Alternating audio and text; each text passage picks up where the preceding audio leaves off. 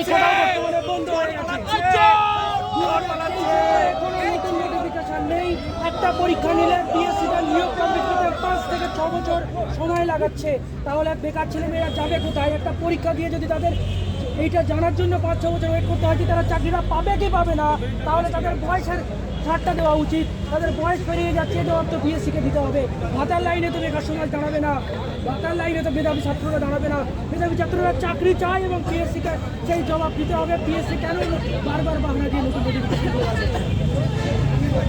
PSC ছি ছি, PSC হায় হায়, PSC ছি ছি, চোর চোর চোরটা, পিএসসি অফিসটা, চোর চোর চোরটা, পিএসসি অফিসটা, চোর চোর চোরে রাখা, পিএসসি অফিসটা, চোর চোর চোরটা, পিএসসি অফিসটা, চুনাপুটি এসএসসি, আসল চোর পিএসসি, চুনাপুটি এসএসসি, আসল চোর পিএসসি।